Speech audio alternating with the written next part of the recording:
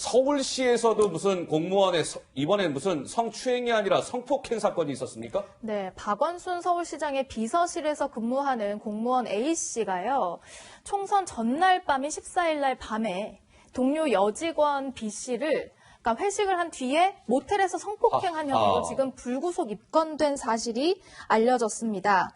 자, 서울시는 무관용 원칙으로 처리할 것이다라는 입장을 내고 지금 수습에 나선 모습이지만 부산에 이어서 서울에서도 국민들의 어떤 좀 당황스러움이 좀 확산되고 있습니다. 자, 그러니까 보세요. 저 성폭행 지금 가해자는 서울시장 비서실 소속 직원입니다. 박원순 서울시장의 그 비서실 소속 직원이에요. 시점을 한번 봐주세요. 14일이면 무슨 날입니까? 4.15 총선 하루 전날이었습니다. 근데 대한민국의 서울시장 비서실의 직원이라는 분이 술 마시고 여직원 모텔 데리고 가서 성폭행했다. 지금 이런 혐의 아니겠어요? 자, 그래픽 좀 넘겨주시고. 그런데 보세요. 서울시가 미온적 대응에 나선 거 아니냐 이런 논란입니다. 이 B씨 피해 여성이 역시 시청 직원인데 성폭행 사건 발생 다음 날 14일 날 성폭행이 있었고 다음 날 15일 날 경찰에 신고합니다. 저 성폭행 당했어요. 근데 어제 오후에나 돼서야 서울시가 사건 발생 9일 만이겠죠. 그 A씨를 그 가해자를 타부서 발령을 내요. 그리고 직무 배제 조치를 9일 만에 돼서야 직무 배제시키는 거예요. 그리고 오늘 경찰이 수사에 개시됐다 이런 막 보도가 나오니까 이제서야 오늘 직위 해제 조치를 내립니다. 서울시 내부에서도요. 아니 도대체 저 9일 만에 직무 배제시키고 열흘 만에 직위 해제하고 이게 도대체 다 비상식적인데요? 이런 얘기가 나온다는 거예요. 우리 하 국장관 말씀하시겠어요?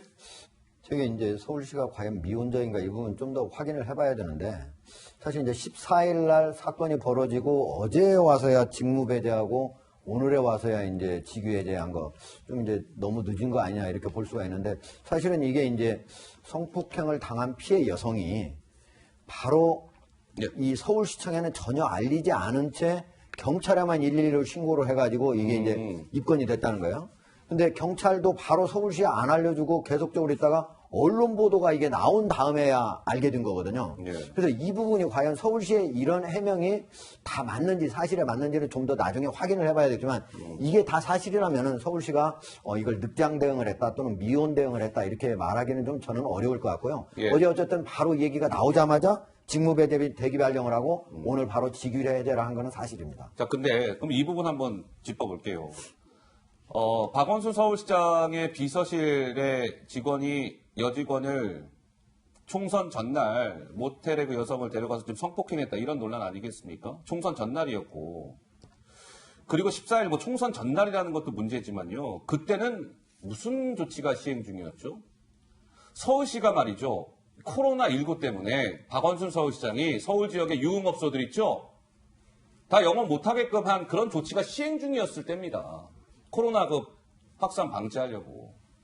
근데 그 시장 집무실의 직원이라는 사람은 선거 전날, 사회적 거리두기 이거 다 하고 있는 와중에 술집 가서 술 마시고.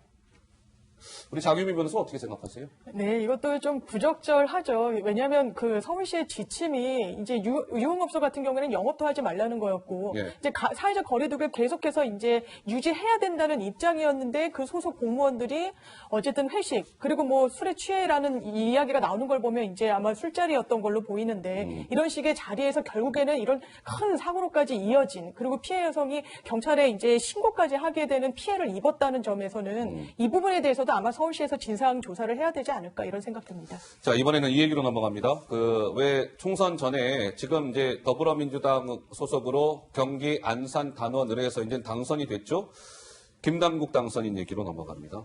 김남국 당선인이 왜 그 팟캐스트 여성을 비하하는 팟캐스트에 출연했다 이 논란이 불거진 바 있었는데 당선이 된 이후에 김남국 당선인이 이렇게 해명한 바가 있었습니다. 그 목소리 준비되어 있습니다. 들어보시죠. 우선 프로그램에서는 여성 비하 논란 팟캐스트라고 하면서 이제 많은 비판을 받았었는데요. 프로그램을 이제 설명드리면 이게 여성 비하가 아니고 저에 대한 비하 프로그램이었습니다.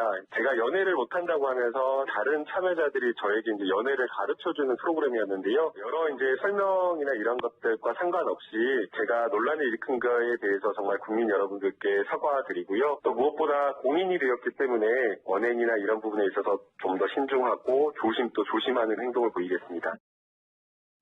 김남국 당선인은 본인에 대한 비하 프로그램이었다 이렇게 설명했지만 해당 팟캐스트는 여성의 외모에 대한 평가가 있고 또 농담도 서슴없이 이루어지는 등 여성 비하 논란에 휩싸인 바 있는 팟캐스트였습니다. 그런데요, 얼마 출연 안 했다라는 해명과 다르게 좀 나중에 확인을 해보니까 5차례 최소 23번을 출연을 했고 여기에서 성희롱성 발언이나 여성 비하 발언에 함께 웃고 떠드는 모습을 보였고요.